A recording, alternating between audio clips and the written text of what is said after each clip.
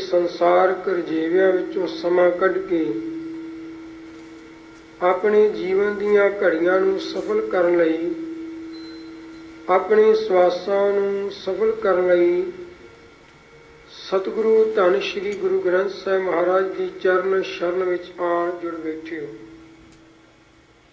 आप जी ने धुर की बाणी दा कीर्तन गुरु घर दे कीर्तनियां पासों वाहिगुरु अकाल पुरख साहिब जी की कीर्ति कीर्तन रूप में सरवण की है। आओ कुछ समा सतगुरु की रहमत सदका गुरमत विचारा करने प्राप्त होया है। सतगुरु जी रहमत बख्शिश करन, अपना मेहर भरे हाथ दास दे सिर ते रखन और आप सब संगतां दी आसीस सदका ਗੁਰਮਤਿ ਵਿਚਾਰਾਂ ਦੀ ਸਾਂਝ ਆਪ ਜੀ ਨਾਲ ਕਰ ਸਕੀਏ, ਐਸੀ ਸਤਿਗੁਰੂ ਜੀ ਰਹਿਮਤ ਬਖਸ਼ਿਸ਼ ਕਰਨ। ਵਿਚਾਰਾਂ ਪ੍ਰਾਰੰਭ ਕਰਨ ਤੋਂ ਪਹਿਲਾਂ ਮਨ ਦੀ ਇਕਾਗਰਤਾ ਲਈ ਠੰਡੇ ਹੋਏ ਮਨਾਂ ਨੂੰ ਗੁਰੂ ਚਰਨਾਂ ਵਿੱਚ ਜੋੜਨ ਵਾਸਤੇ ਸਤਿਗੁਰੂ ਵੱਲੋਂ ਬਖਸ਼ਿਸ਼ ਕੀਤੀ ਗੁਰਫਤਿਹ ਦੀ ਸਾਂਝ ਕਰੀਏ। ਕੋਈ ਰਸਨਾ ਵਾਂਝੀ ਨਾ ਰਹੇ।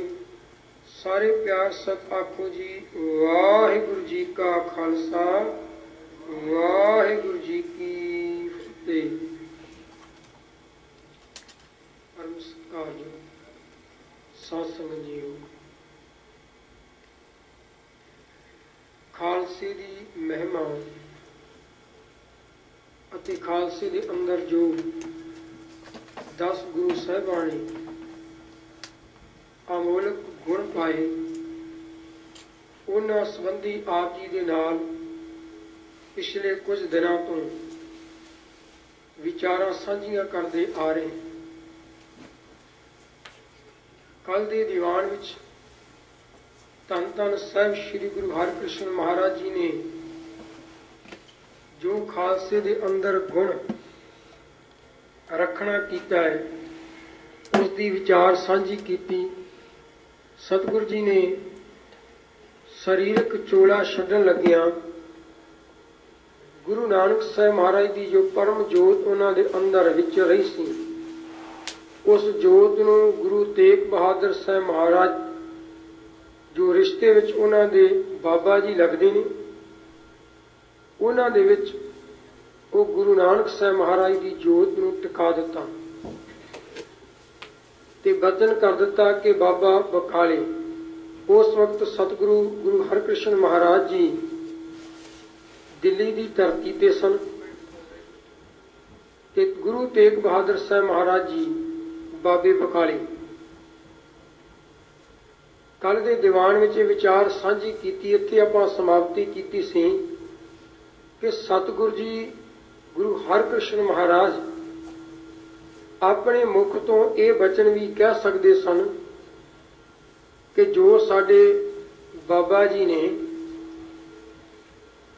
ਸਾਡੇ ਪਿਤਾ ਜੀ ਦੇ ਚਾਚਾ ਜੀ, ਉਸ ਗੱਦੀ ਦੇ ਵਾਰਸ ਨੇ ਜਿਨ੍ਹਾਂ ਦਾ ਨਾਮ ਤੇਗ ਬਹਾਦਰ ਹੈ। ਪਰ ਸਤਿਗੁਰੂ ਜੀ ਨੇ ਇੱਕ ਪਹੇਲੀ ਪਾ ਦਿੱਤੀ ਕਿ ਬਾਬਾ ਬਕਾਲੇ। ਸਿੱਖਾਂ ਨੂੰ ਇਹ ਸਮਝਾਉਣ ਵਾਸਤੇ, ਖਾਲਸੇ ਨੂੰ ਇਹ ਸਮਝਾਉਣ ਵਾਸਤੇ ਕਿ ਯਾਦ ਰੱਖਿਓ ਆਉਣ ਵਾਲੇ ਸਮੇਂ ਦੇ ਵਿੱਚ ਇੱਦਾਂ ਦੀਆਂ ਕਈ ਮੁਸੀਬਤਾਂ ਦੇ ਵਿੱਚੋਂ ਤੁਹਾਨੂੰ ਲੰਘਣਾ ਪਵੇਗਾ। ਘਰ ਘਰ ਦੇ ਵਿੱਚ ਆਪੇ ਬਣਿਆ ਬਾਬਾ ਤੁਹਾਨੂੰ ਮਿਲੇਗਾ, ਪਰ ਤੁਹਾਡੀ ਵਿਵੇਕ ਬੁੱਧ ਜਿਹੜੀ ਹੈ ਉਹੀ ਪੂਰੇ ਗੁਰੂ ਦੀ ਪਹਿਚਾਣ ਤੇ ਪੂਰੇ ਗੁਰੂ ਦੀ ਚਰਨ ਸ਼ਰਨ ਵਿੱਚ ਰਹਿ ਕੇ ਆਪਣੇ ਜੀਵਨ ਦੇ ਮਨੋਰਥ ਨੂੰ ਸਹੀ ਢੰਗ ਨਾਲ ਤਾਂ ਸਮਝ ਸਕੇਗੀ ਜੇਕਰ ਉਹ ਬਾਣੀ ਦੇ ਨਾਲ ਜੁੜੀ ਹੋਈ, ਪਰ ਉਸ ਨੂੰ ਪਹਿਚਾਣ ਹੋਵੇ ਪੂਰਾ ਸੰਤ, ਪੂਰਾ ਗੁਰੂ, ਪੂਰਾ ਭਗਤ, ਪੂਰਾ ਗੁਰਸਿੱਖ ਔਰ ਪੂਰਾ ਖਾਲਸਾ ਕੌਣ ਹੈ। ਜੇਕਰ ਸੁਨਿਆਰੇ ਦੇ ਕੋਲ ਕਸਵੱਟੀ ਨਾ ਹੋਵੇ ਤੇ ਉਹ ਸੋਨੇ ਦੀ ਪੂਰੀ ਪਰਖ ਨਹੀਂ ਕਰ ਸਕਦਾ, ਕਿਉਂਕਿ ਜਦ ਵੀ ਉਹ ਸੁਨਿਆਰਾ ਕੋਈ ਮਨੁੱਖ ਦੇ ਕੋਲ ਸੋਨਾ ਲੈ ਕੇ ਜਾਂਦਾ ਹੈ ਤੇ ਉਹ ਹਰੇਕ ਸੋਨੇ ਨੂੰ ਉਸ ਕਸਵੱਟੀ ਉੱਤੇ ਲਾ ਕੇ ਵੇਖਦਾ ਹੈ ਤੇ ਉਹ ਦੱਸਦਾ ਹੈ ਇਹਦੇ ਵਿੱਚ ਕਿੰਨੀ ਮਿਲਾਵਟ ਹੈ ਤੇ ਇਹ ਕਿੰਨੇ ਕੈਰਟ ਦਾ ਸੋਨਾ ਹੈ। ਸਤਿਗੁਰਾਂ ਨੇ ਖਾਲਸੇ ਨੂੰ, ਸਿੱਖ ਜਗਤ ਨੂੰ ਸ੍ਰੀ ਗੁਰੂ ਗ੍ਰੰਥ ਸਾਹਿਬ ਮਹਾਰਾਜ ਦੀ ਮਹਾਨ ਪਵਿੱਤਰ ਕਸਵੱਟੀ ਦਿੱਤੀ ਕਿ ਜੇਕਰ ਤੂੰ ਸੋਚੇ ਕੋਈ ਮਨੁੱਖ ਤੈਨੂੰ ਦਿਖਾਈ ਦੇਵੇ ਉਸ ਦਾ ਰੂਪ ਬੜਾ ਧਾਰਮਿਕ ਹੈ ਤੇ ਤੂੰ ਉਸ ਨੂੰ ਸਮਰਪਿਤ ਹੋਣ ਤੋਂ ਪਹਿਲਾਂ ਉਸ ਦੀ ਪਰਖ ਕਰ ਲੈ, ਪਹਿਚਾਣ ਕਰ ਲਵੇਂ ਕਿ ਵਾਕਈ ਇਹ ਖਰਾ ਸੋਨਾ ਹੈ ਜਾਂ ਇਹਦੇ ਵਿੱਚ ਮਿਲਾਵਟ ਹੈ। ਗੁਰੂ ਸਵਾਰੇ ਜਿੰਨਾ ਚਿਰ ਤੱਕ ਮਨੁੱਖ ਆਪਣੀ ਬਿਰਤੀ ਨੂੰ ਸੁਨਿਆਰੇ ਦੀ ਬਿਰਤੀ ਵਾਂਗੂ ਨਹੀਂ ਬਣਾਉਂਦਾ, ਹਰ ਚੀਜ਼ ਨੂੰ ਕਸਵੱਟੀ ਤੇ ਲਾ ਕੇ अपने खजाने विच नहीं रखता, वो मनुख धोखा खांदा है। कुदरती परमात्मा ने ऐसी विध बनाई कि कसवट्टी की जिहड़ी विचार है समझ विच किस तरह आउंदी है। एक वार की गल तरनताਰਨ शहर विच हरमंदर साहब दरबार साहब तरनताਰਨ हैड ग्रंथी ज्ञानी प्रताप सिंह जी बड़े साऊ सुभाਅ सन, बड़े प्रेम वाले। ते उन्हां दे नाल भाई जीत सिंह जो कि उन्हां दा गड़वई मन लो कि उन्हां दी सेवा विच हाजिर हुंदा सी सेवा वास्ते। एक वार कोई मनुख जिहड़ा मनुख ठगी मारन वाला है, उस कोल बहुत तरीके हुंदे ने। जगत विच तुसीं देखोगे लोग सिख नूं किस तरह ठगदे ने। डेरियां उत्ते तुहानूं मिलणगे गुरु ग्रंथ साहिब महाराज दे प्रकाश होए। जद भी कोई उन्हां दी सिफारिश करदा है तो यह गल कहिंदा है, देखो जी उन्होंने तो गुरुद्वारे साहब दे विच महाराज का प्रकाश किया, वो तो बाणी पढ़ते हैं, वो तो लोगों को बाणी दे नाल लाउंदे ने, बाणी का प्रचार करते हैं। गुरु स्वारो जेकर ये चीज़ ना हुई, जेकर कुंडी दे विच मांस ना होवे तो कदी मच्छी नहीं फसदी। उन्होंने पता है कि जेकर सिख नूं ठगना है, सिख नूं अपने गलवे दे विच लियाउणा ते गुरु ग्रंथ साहिब दा प्रकाश सानूं करना पवेगा, तां ही कोई लोग सानूं मत्था टेकणगे। जिहड़ा सुनियारा है वो कसवट्टी रखदा है ते अतबार किसी उत्ते नहीं करदा जिन्ना चिर तक वो सोने की आप परख ना कर, और परख करन दी वो सूझ-बूझ रखदा है। गुरु साहिबां ने यही सिख नूं जीवन दिता है। कसवट्टी तेरे कोल श्री गुरु ग्रंथ साहिब महाराज है ते तेरे कोल उस कसवट्टी ते लाउण वाली सूझ भी गुरु ग्रंथ साहिब महाराज नहीं देनी। जे तू बाणी नूं पढ़िया है, संत दा जीवन कैसा है, भगत दा जीवन कैसा है, गुरमुख दा जीवन कैसा है, खालसे दा जीवन कैसा है, जेकर तां ये विचार तेनू समझ है, पता है कि खरे सोने दी जिहड़ी लीक है कसवट्टी उत्ते किस रंग विच किस चमक विच दिखाई देवेगी, जिहदे विच मिलावट है उहदा रंग किस तरह दा दिखाई देवेगा, किन्नी मिलावट है, इस चीज़ नूं समझण दा भी मनुख दे कोल बोध होना चाहिए। बिना बोध तो तां हज़ारां लोग कसवट्टियां चक्की फिरनगे, उन्हां नूं समझ नहीं पैंदी। हज़ारां लोग की लखां की तादाद विच श्री गुरु ग्रंथ साहिब महाराज दे कोल आउंदे ने, उन्हां डेरियां उत्ते भी जांदे ने, पर वो परख नहीं कर सकते ये संत पूर्ण है, ये ब्रह्म ज्ञानी पूर्ण है जिन्हों असीं ब्रह्म ज्ञानी कही जाने, जां ये गुरसिख जिहड़ा है ये सिੱਖੀ उत्ते पूरा है, जां ये खालसा है, जां ये भगत है। साडे कोल एक अपने कोल एक सर्टिफिकेट है, असीं हर मनुख दे नाल ब्रह्म ज्ञानी जां 108 लफ्ज़ जिहड़ा ला देने, ते जे किसी ने कहता असीं उहदे मगर ला के कहता हाँ जी वो तो बड़ा पूर्ण पहुंचा होया संत है, पूर्ण पहुंचा होया है, वो तो कोई घालना करन दी लोड़ नहीं, वो तुहाडी उदां ही जोत जगा दिंदा है, उदां ही तुहानूं अकाल पुरख दे दर्शन करा दिंदा, कोई घालना की लोड़ नहीं। ज्ञानी प्रताप सिंह जी गुरुद्वारे साहब तो अपने क्वार्टरां नूं आ रहे सी ते रस्ते दे विच उन्हां नूं एक बंदा मिलिया, उन्हें बड़े प्यार नाल इन्नी निमरता दे नाल उन्हां नूं फतेह बुलाई ते फतेह बुला के 2 मिनट उन्हां को खलोता कहन लगे, भाई साहब जी, सिंह साहब जी, कुछ समा पहला मैं तुहाडे कोल अरदास कराई सी, शायद तुहानूं चेता नहीं होना। हुण सिंह साहब ज्ञानी प्रताप सिंह जी एक नहीं कईयां दियां हज़ारां लोग अरदास कराउण आउंदे और कईयां दियां अरदास करदे। कहते तुहाडी अरदास दे नाल मेरे घरे परमेश्वर ने मैनूं पुत्र दी दात बख्शी है ते मैं अपने घरे तुहानूं प्रशादा छकाउणा चाहुंदा, तुहाडी सेवा करना चाहुंदा, पर वो जिहड़ा मेरे घर बच्चा मेरे घर औलाद हुई आ वो थोड़ा जिहा बीमार हो गया ते वो हॉस्पिटल है ते मैं उहदा इलाज कराउणा है। उस संबंध विच मैं शहर विच आया सी ते मेरा शहर विच कोई बहुता वाकफ नहीं, कोई बंदा मेरे कोल कुछ सोना है ते मैं चाहुंदा वो सोना जिहड़ा मैं गहने रख के ਤੇ ਆ ਕੁਝ ਪੈਸੇ ਲੈ ਕੇ ਉਸ ਬੱਚੇ ਦਾ ਇਲਾਜ ਕਰਾ ਲਾਂ, ਜਦੋਂ ਠੀਕ ਹੋ ਜਾਵੇ ਫਿਰ ਮੈਂ ਤੁਹਾਨੂੰ ਆਪਣੇ ਘਰੇ ਪ੍ਰਸ਼ਾਦਾ ਛਕਾਉਣ ਵਾਸਤੇ ਖੜਨਾ ਹੈ। ਉਹ ਕਹਿਣ ਲੱਗੇ ਠੀਕ ਹੈ, ਕੋਈ ਗੱਲ ਨਹੀਂ। ਕਹਿਣ ਲੱਗੇ ਤੁਸੀਂ ਮੇਰੀ ਕੋਈ ਮਦਦ ਕਰੋ, ਤੁਹਾਡਾ ਕੋਈ ਸੁਨਿਆਰਾ ਵਾਕਬ ਹੈ ਤੇ ਉਹਦੇ ਕੋਲੇ ਸੋਨਾ ਰੱਖ ਦਿੱਤਾ ਜਾਵੇ। ਕਹਿਣ ਲੱਗੇ ਹਾਂ। ਜੀਤ ਸਿੰਘ ਕਹਿਣ ਲੱਗੇ ਵੀ ਆਪਣਾ ਵਾਕਬ ਤੇ ਹੈਗੇ ਆ, ਉਹਨਾਂ ਨੂੰ ਆਪਾਂ ਦੇ ਦਿੰਦੇ ਹਾਂ ਸੋਨਾ। ਗੁਰਦੁਆਰੇ ਸਾਹਿਬ ਤੋਂ ਲਾਗੇ ਹੀ ਥੋੜੀ ਦੂਰੀ ਦੇ ਉੱਤੇ ਇੱਕ ਸੁਨਿਆਰੇ ਦੀ ਦੁਕਾਨ ਹੈ। ਉਹਦਾ ਨਾਂ ਵੈਸੇ ਥੰਮ ਕਰਕੇ ਉਹਨੂੰ ਲੈਂਦੇ ਨੇ, ਉਹਨਾਂ ਦਾ ਨਾਂ ਵੱਜਦਾ ਥੰਮ। ਉਹ ਸਿੰਘ ਸਾਹਿਬ ਨਾਲ ਇੰਨਾ ਪਿਆਰ ਕਰਦੇ ਨੇ ਵੀ ਜਿਹਦਾ ਕੋਈ ਆਪਾਂ ਅੰਤ ਹੀ ਨਾ ਕਹਿ ਸਕੀਏ, ਇੰਨਾ ਪਿਆਰ ਆ। ਕਈ ਵਾਰ ਆਪਣੇ ਘਰੇ ਖੜਨਾ, ਪ੍ਰਸ਼ਾਦਾ ਛਕਾਉਣਾ, ਬਹੁਤ ਸਤਿਕਾਰ ਕਰਨਾ, ਆਉਣਾ ਸਿੰਘ ਸਾਹਿਬ ਜੀ ਨੇ ਤੇ ਗੱਦੀ ਤੋਂ ਉੱਠ ਕੇ ਉਹਨਾਂ ਦਾ ਸਤਿਕਾਰ ਕਰਨਾ।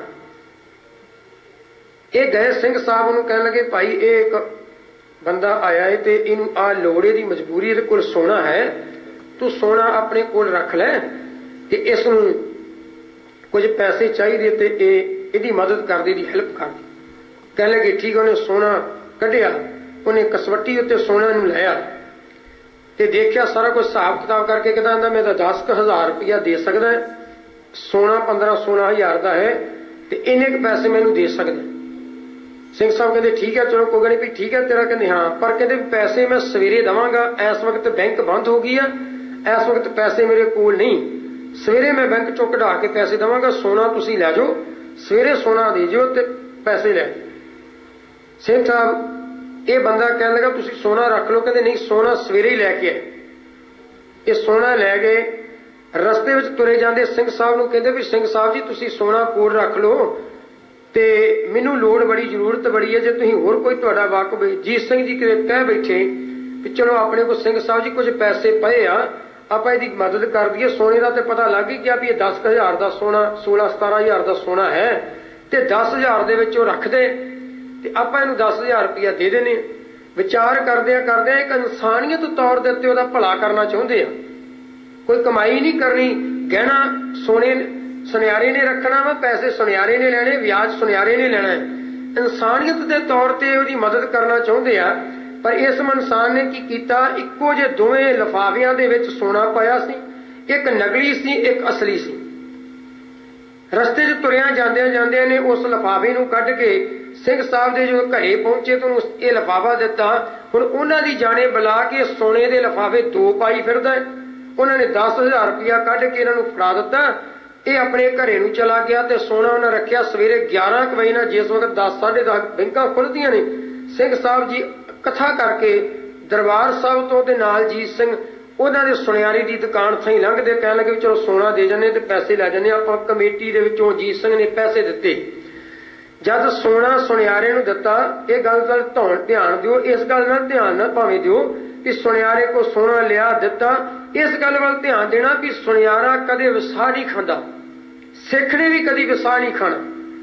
ਸਿੰਘ ਸਾਹਿਬ ਸ਼ਾਮੀ ਉਹੀ ਸੋਨਾ ਲੈ ਕੇ ਗਏ ਨੇ, ਸਵੇਰੇ ਗਏ ਨੇ ਤਾਂ ਉਹਨਾਂ ਨੇ ਉਹ ਸੋਨਾ ਕੱਢਿਆ ਉਹਦੇ ਵਿੱਚੋਂ ਲਿਫਾਫੇ ਚੋਂ।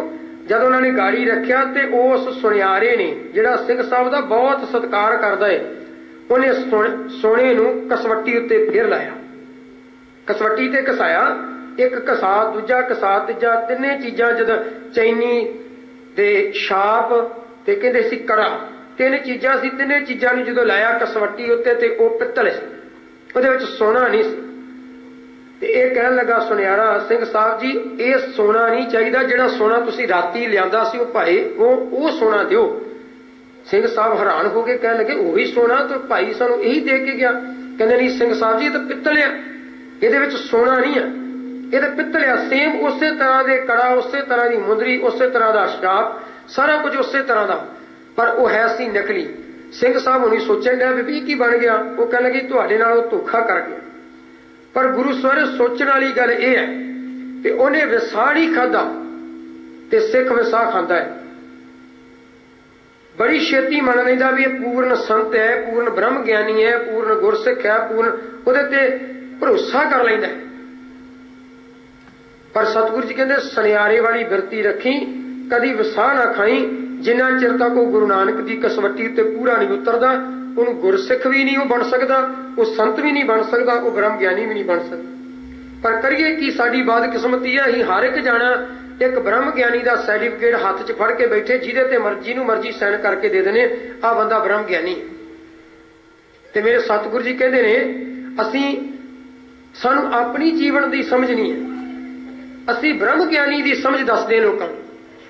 मेरे सतगुरु गुरु अर्जन साहब महाराज को पूछिए सा, ब्रह्म ज्ञानी का कौन जाने भेद, किहड़ा जानदा है ब्रह्म ज्ञानी नूं? ब्रह्म ज्ञानी कौन है, किस तरह का है?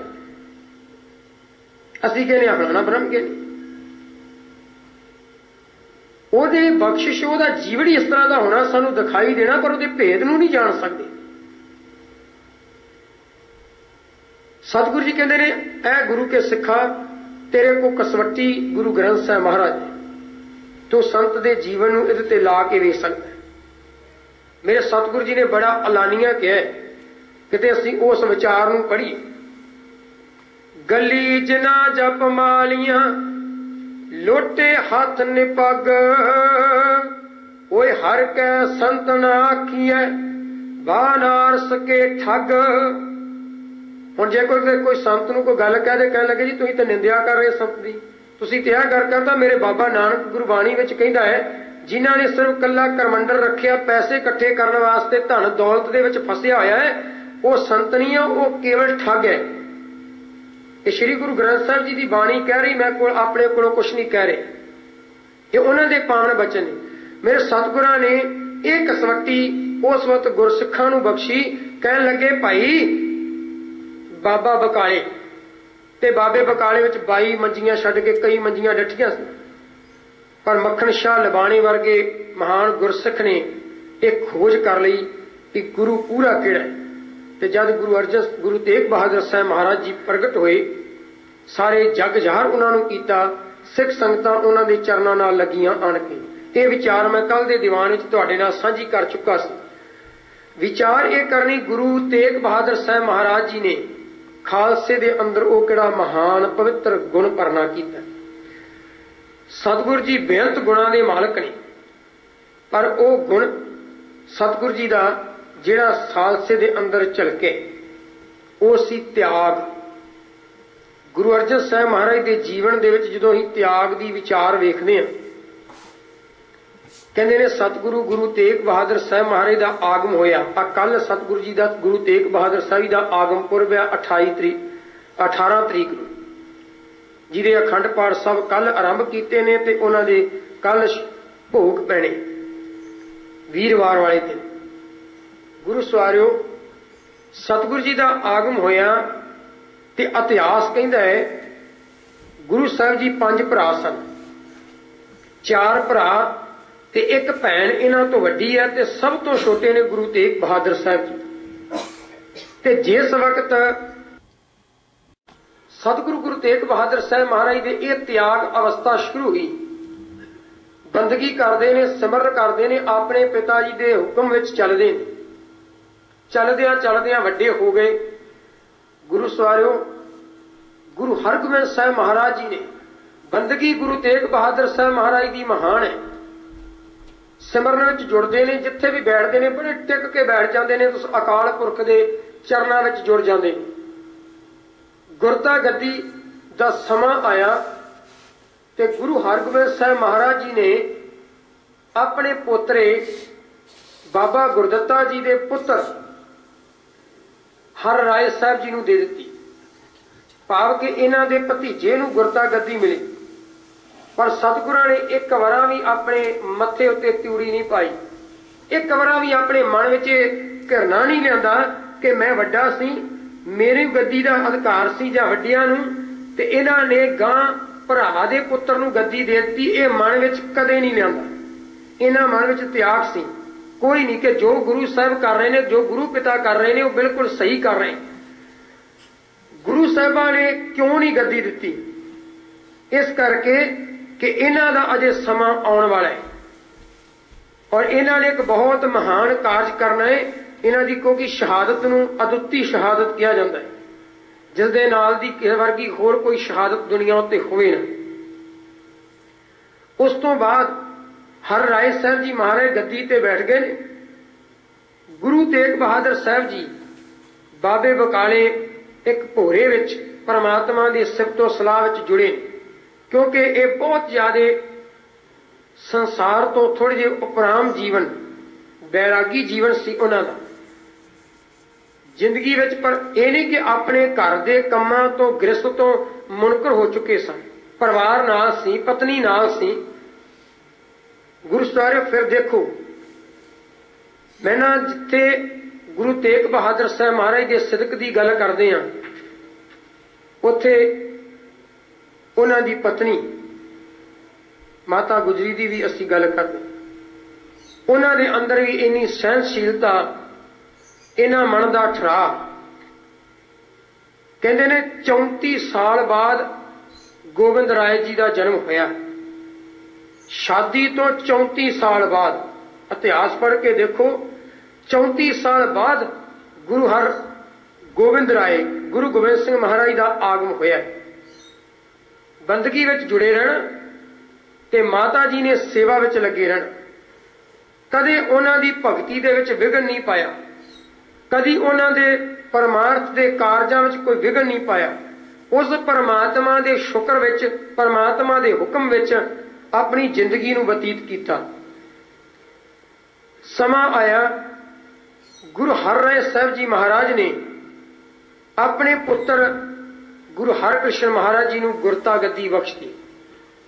देखो, गद्दी भरा दे पुत्र तो ते पुत्र गां फिर सतगुरु गुरु तेग बहादुर साहब जी बाबे लगते हैं, क्योंकि बाबा गुरदत्ता जी गुरु तेग बहादुर साहब जी के वड्डे भराता ने। इन्हां दे भतीजे नूं ते गां भतीजे दे पुत्र नूं गद्दी मिल गई, पर मन विच रोस नहीं कीता कि गद्दी 5 साल के बच्चे नूं दे दित्ती है ते सानू नहीं दित्ती। 5.5 साल की उम्र सी गुरु हरकृष्ण महाराज की। 8 साल तक उन्होंने गुरियाई की सेवा की, करीबन 2.5 साल। मन विच कोई अफसोस नहीं, कोई दुख नहीं। गद्दी गुरु हरकृष्ण महाराज जी नूं पोतरे नूं गद्दी मिल गई है, पर इन्हां मन दे विच अंदर त्याग है, कोई परवाह नहीं कि जो सतगुरु जी कर रहे हैं वो ठीक कर रहे हैं। ते गद्दी आन के 9वें स्थान उत्ते प्राप्त हुई गुरु तेग बहादुर साहब जी। गुरु नानक साहब महाराज तो बाद गुरु तेग बहादुर साहब जी ने जिन्ना प्रचार दौरा किया, इन्हें होर गुरु साहबा ने प्रचार दौरे नहीं किए। जां गुरु नानक साहब महाराज के प्रचार दौरे बहुत वड्डे वड्डे सन, ते गुरु तेग बहादुर साहब सिक्खी का प्रचार बहुत दूर दूर तक सतगुरु जी ने ढाका, बंगाला, इधर सारे किते गुरु साहब जी सिक्खी का प्रचार करते हैं। गुरु साहब जो त्याग की गल कहते ने, त्याग की मूर्त सन गुरु तेग बहादुर साहब जी। कहते जेकर किसी को प्रेम, त्याग ते दान की हद कोई पूछे ना, जिहड़ा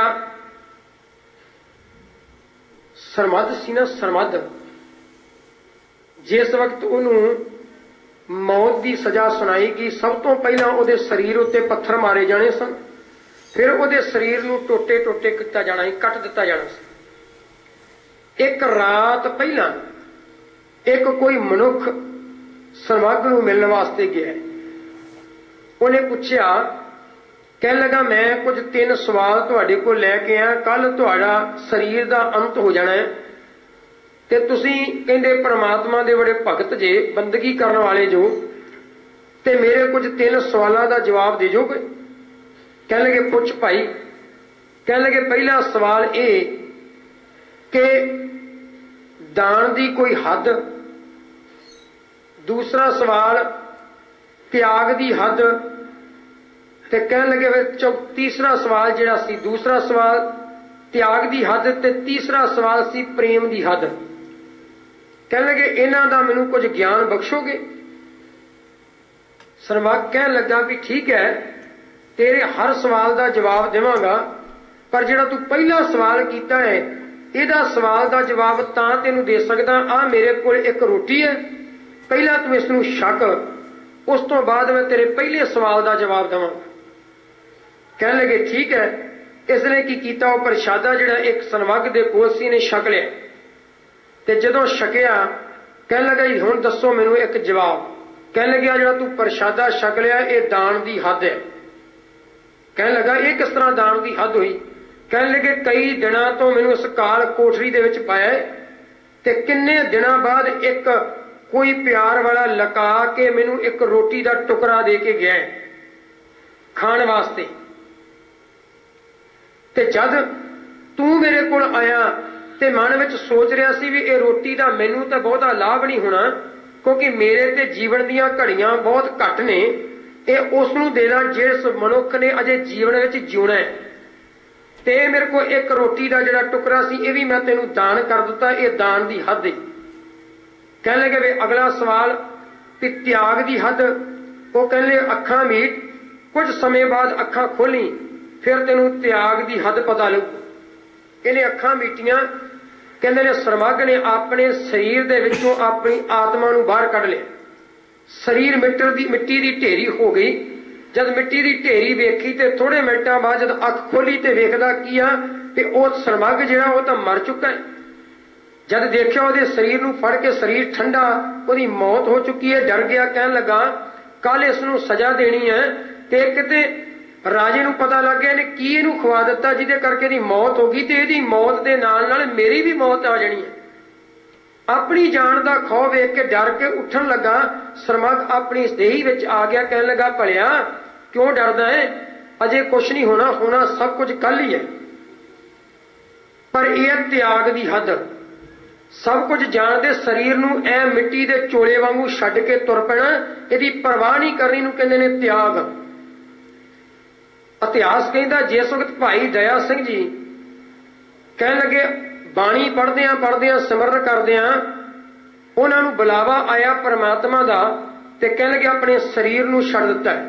ਉਧਰੋਂ ਕਲਗੀਧਰ ਪਿਤਾ ਜੀ ਨੇ ਆਵਾਜ਼ ਦੇ ਦਿੱਤੀ ਭਾਈ ਦਇਆ ਸਿੰਘ, ਤੇ ਕਹਿਣ ਲੱਗੇ ਉੱਠ ਕੇ ਵਾਪਸ ਆ ਗਏ। ਇਤਿਹਾਸ ਦੇ ਬਚਨ ਨੇ। ਜਿਸ ਵਕਤ ਉੱਠ ਕੇ ਵਾਪਸ ਆ ਗਏ ਕਹਿਣ ਲੱਗੇ ਸਤਿਗੁਰੂ ਜੀ ਤਾਂ ਜਾਣੀ ਜਾਣ ਸਨ। ਕਲਗੀਧਰ ਪਿਤਾ ਕਹਿਣ ਲੱਗੇ ਭਾਈ ਦਇਆ ਸਿੰਘ ਕਿੱਧਰ ਚੱਲ ਪਏ? ਕਹਿਣ ਲੱਗੇ ਮਹਾਰਾਜ ਦੋਵੇਂ ਬਵਾਨੇ ਤੁਹਾਡੇ ਹੁਕਮ ਦੀ ਪਾਲਣਾ ਕਰ ਰਹੇ। ਅਕਾਲ ਪੁਰਖ ਦੇ ਰੂਪ ਵਿੱਚ ਅਕਾਲ ਪੁਰਖ ਵੱਲੋਂ ਆਵਾਜ਼ ਆਈ ਵੀ ਭਾਈ ਦਇਆ ਸਿੰਘ ਚੱਲ ਬਈ ਆ ਜਾ ਸਾਡੇ ਕੋਲ, ਤੇ ਉਧਰ ਨੂੰ ਤੁਰ ਪਏ। ਮਗਰੋਂ ਤੁਸੀਂ ਆਵਾਜ਼ ਮਾਰ ਲਈ ਤੇ ਵਾਪਸ ਤੁਹਾਡੇ ਵੱਲ ਆ ਗਏ ਆ। ਹੁਕਮ ਤੁਹਾਡਾ ਹੀ ਚੱਲਣ ਦਿਆ ਤੇ ਹੁਕਮ ਤੁਹਾਡਾ ਹੀ ਮੰਨਿਆ ਜਾ ਰਿਹਾ ਦੋਵੇਂ ਪਾਸੇ। ਭਾਵ ਤਿਆਗ ਹੈ, ਸਰੀਰ ਦੀ ਕੋਈ ਪਰਵਾਹ ਨਹੀਂ। ਕਹਿ ਲਗੇ ਤਿਆਗ ਦੀ ਹੱਦ। ਕਹਿ ਲਗੇ ਫਿਰ ਪ੍ਰੇਮ ਦੀ ਹੱਦ। ਕਹਿ ਲਗੇ ਪ੍ਰੇਮ ਦੀ ਹੱਦ ਹੁਣ ਨਹੀਂ ਦੱਸੀ ਜਾ ਸਕਦੀ। ਕੱਲ ਜਿਸ ਵਕਤ ਸਾਡੇ ਸਰੀਰ ਦੇ ਉੱਤੇ ਸਾਡੇ ਸਰੀਰ ਨੂੰ ਟੋਟੇ ਟੋਟੇ ਕੀਤਾ ਜਾਣਾ ਹੈ ਤੇ ਪੱਥਰ ਵੱਜਣੇ ਨੇ ਤੇ ਸਾਡੀ ਮੌਤ ਹੋਣੀ ਆ, ਉਸ ਸਮੇਂ ਤੈਨੂੰ ਅਸੀਂ ਦੱਸਾਂਗੇ। ਉਸ ਤੋਂ ਪਹਿਲਾਂ ਕਹਿਣ ਲੱਗੇ ਠੀਕ। ਕਹਿੰਦੇ ਬਹੁਤ ਭੀੜ ਲੱਗ ਗਈ। ਸਰਮੱਗ ਨੂੰ ਬੰਨ੍ਹ ਦਿੱਤਾ ਗਿਆ ਤੇ ਉਸ ਨੂੰ ਜਿਹੜਾ ਸੀ ਮੌਤ ਦੇ ਘਾਟ ਉਤਾਰਨਾ ਸੀ, ਇਹ ਵੀ ਮਹਿਫਲ ਦੇ ਵਿੱਚ ਚਲਾ ਗਿਆ। ਲੋਕ ਤਮਾਸ਼ਬੀਨ ਵੇਖਣ ਵਾਸਤੇ ਤਮਾਸ਼ਾ ਇਕੱਠੇ ਹੋਏ ਨੇ। ਇਹ ਵੇਖ ਰਿਹਾ ਹੈ। ਕੀ ਦੇਖਿਆ ਕਿ ਸਰਮੱਗ ਦੇ ਸਰੀਰ ਨੂੰ ਜਦੋਂ ਕੱਟਿਆ ਟੋਟਾ ਕੀਤਾ ਤੇ ਇੱਕ ਟੋਟਾ ਜਿਹੜਾ ਸੀ ਉਹ ਬੁੜਕ ਕੇ ਇਹਦੇ ਪੈਰਾਂ ਵਿੱਚ ਆਣ ਕੇ ਡਿੱਗਾ। ਇਸ ਜਿਹੜਾ ਮਨੁੱਖ ਪੁੱਛਣ ਗਿਆ ਸੀ ਤੇ ਇਹਦੇ ਟੋਟੇ ਦੇ ਵਿੱਚੋਂ ਇੱਕ ਆਵਾਜ਼ ਆਈ। ਕਹਿਣ ਲੱਗੇ ਅਨਲ ਹਕ, ਅਨਲ ਹਕ। ਜਦ ਇਸ ਇਨਸਾਨ ਨੂੰ ਸੁਣਿਆ ਤੇ ਨਾਲ ਸਰਮੱਗ ਨੇ ਜਵਾਬ ਦਿੱਤਾ। ਕਹਿਣ ਲੱਗਿਆ ਪਿਆਰਿਆ ਤਿਆਗ ਦੀ ਹੱਦ ਹੋ ਸਕਦੀ ਹੈ, ਦਾਨ ਦੀ ਹੱਦ ਹੋ ਸਕਦੀ ਹੈ, ਪਰ ਪਿਆਰ ਦੀ ਪ੍ਰੇਮ ਦੀ ਕਦੇ ਹੱਦ ਨਹੀਂ ਹੁੰਦੀ। ਟੋਟੇ ਟੋਟੇ ਸਰੀਰ ਹੋ ਗਿਆ ਪਰ ਤਾਂ ਵੀ ਪਰਮਾਤਮਾ ਦਾ ਨਾਮ ਅਨਲ ਹਕ ਇਹਦੇ ਵਿੱਚੋਂ ਨਿਕਲ ਰਿਹਾ ਹੈ। ਪ੍ਰੇਮ ਦੀ ਕੋਈ ਹੱਦ ਨਹੀਂ। ਸਤਿਗੁਰੂ ਜੀ ਕਹਿੰਦੇ ਨੇ ਨਾ ਵੀ ਜੇ ਕੋਈ ਮਨੁੱਖ ਤਨ ਨੂੰ ਚੀਰ ਦੇਵੇ, ਟੋਟੇ ਟੋਟੇ ਤਨ ਦੇ ਕਰ ਦੇਵੇ, ਤਾਂ ਵੀ ਪਰਮਾਤਮਾ ਦੇ ਨਾਲ ਪਿਆਰ ਜਿਹੜਾ ਉਹ ਬਣਿਆ ਰਹਿੰਦਾ। ਜਿਸ ਵਕਤ 3 ਸਿੰਘਾਂ ਨੂੰ ਸ਼ਹੀਦ ਕੀਤਾ ਗੁਰੂ ਤੇਗ ਬਹਾਦਰ ਸਾਹਿਬ ਜੀ ਦੇ ਸਾਹਮਣੇ, ਆਰਾ ਰੱਖਿਆ ਗਿਆ, 2 ਟੋਟੇ ਹੋ ਗਏ, 2 ਸਰੀਰ ਦੇ ਫਾੜ ਹੋ ਗਏ, ਪਰ ਉਹਨਾਂ ਦੋਵਾਂ ਫਾੜਾਂ ਦੇ ਵਿੱਚੋਂ ਵੀ ਜਪਜੀ ਦਾ ਜਾਪ ਜਿਹੜਾ ਸੀ ਉਹ ਆ ਰਿਹਾ ਸੀ, ਜਾਪ ਚੱਲ ਰਿਹਾ ਸੀ ਤੇ ਲੋਕ ਜਾਪ ਨੂੰ ਸਰਵਣ ਕਰ ਰਹੇ ਸਨ। ਭਾਵ ਕਿ ਪ੍ਰੇਮ ਦੀ ਕੋਈ ਹੱਦ ਨਹੀਂ ਸੀ। ਸਰੀਰ ਭਾਵੇਂ 2 ਟੁੱਟੇ ਹੋ ਗਿਆ ਪਰ ਗੁਰੂ ਪਿਆਰੋ ਪ੍ਰੇਮ ਨਹੀਂ ਟੁੱਟਿਆ। ਪ੍ਰੇਮ ਉਸੇ ਤਰ੍ਹਾਂ ਬਣਿਆ ਰਿਹਾ। ਜੋ ਤਨ ਚੀਰੇ ਤੋ ਅੰਗ ਨਾ ਮੋੜੋ, ਪਿੰਡ ਪਰੇ ਤੋ ਪ੍ਰੀਤ ਰਤੋ। ਮਹਾਰਾਜ ਕਹਿੰਦੇ ਨੇ ਜਿਹੜੀ ਐਸੀ ਪ੍ਰੀਤ ਨਾ ਪਰਮਾਤਮਾ ਦੇ ਨਾਲ, ਐਸੀ ਪ੍ਰੀਤ ਹਮ ਤੁਮ ਸਿਓ ਜੋੜੀ, ਤੁਮ ਸਿਓ ਜੋੜ ਅਵਰ ਸੰਗ ਤੋਰੀ। ਸਤਿਗੁਰੂ ਜੀ ਕਹਿੰਦੇ ਨੇ ਉਹ ਤਿਆਗ ਸਤਿਗੁਰੂ ਜੀ ਨੇ ਆਪਣੇ ਜੀਵਨ ਦੇ ਵਿੱਚ ਤਿਆਗ ਅਵਸਥਾ ਜਿਹੜੀ ਸੀ ਉਸ ਖਾਲਸੇ ਦੇ ਅੰਦਰ ਪਾਉਣੀ ਕੀਤੀ। ਵਿਚਾਰਾਂ ਅਜੇ ਇਸ ਦੀਆਂ ਸਮਾਪਤ ਨਹੀਂ ਹੋਈਆਂ ਤਿਆਗ ਦੀਆਂ, ਕੱਲ ਦੇ ਦੀਵਾਨ ਵਿੱਚ ਸਾਂਝੀਆਂ ਕਰਾਂਗੇ। ਨਾਲੇ ਕਲਗੀਧਰ ਪਿਤਾ ਨੇ ਜੋ ਖਾਲਸੇ ਦੇ ਅੰਦਰ ਗੁਣ ਪਾਏ ਉਹਨਾਂ ਨੂੰ ਸਾਂਝ ਕਰਾਂਗੇ। ਸਮਾਂ ਸਮਾਪਤ ਹੈ। ਗੁਰੂ ਘਰ ਦੇ ਕੀਰਤਨੀਏ ਭਾਈ ਸਾਹਿਬ ਭਾਈ ਸਰਬਜੀਤ ਸਿੰਘ ਜੀ, ਉਹਨਾਂ ਪਾਸੋਂ ਆਪ ਜੀ ਨੇ ਗੁਰਬਾਣੀ ਕੀਰਤਨ ਤੇ ਵਾਹਿਗੁਰੂ ਸਿਮਰਨ ਸਰਵਣ ਕਰਨਾ ਹੈ। ਦਾਸ ਨੂੰ ਇੱਥੇ ਖਿਮਾ ਬਖਸ਼ ਕਰੋ। ਕੱਲ ਦੇ ਦੀਵਾਨ ਵਿੱਚ ਆਪ ਜੀ ਦੇ ਨਾਲ ਇਸ ਤੋਂ ਅੱਗੇ ਦੀਆਂ ਵਿਚਾਰਾਂ ਸਾਂਝੀਆਂ ਕਰਾਂਗੇ। ਨਾਲੇ ਕੱਲ ਗੁਰੂ ਤੇਗ ਬਹਾਦਰ ਸਾਹਿਬ ਮਹਾਰਾਜ ਦਾ ਪ੍ਰਕਾਸ਼ ਪੁਰਬ ਹੈ, ਕੁਝ ਵਿਚਾਰਾਂ ਉਹਨਾਂ ਦੇ ਪ੍ਰਕਾਸ਼ ਪੁਰਬ ਸੰਬੰਧੀ ਵੀ ਆਪ ਜੀ ਨਾਲ ਸਾਂਝੀਆਂ ਕਰਾਂਗੇ। ਸੋ ਇੰਨੀਆਂ ਬੇਨਤੀਆਂ ਪ੍ਰਵਾਨ, ਭੁੱਲਾਂ ਚੁੱਕਾਂ ਦੀ ਖਿਮਾ, ਪਿਆਰ ਸਦ ਬਖਸ਼ੋ, ਅਸੀਸ ਬੁਲਾਓ। ਆਖੋ ਜੀ ਵਾਹਿਗੁਰੂ ਜੀ ਕਾ ਖਾਲਸਾ, ਵਾਹਿਗੁਰੂ ਜੀ ਕੀ ਫਤਿਹ।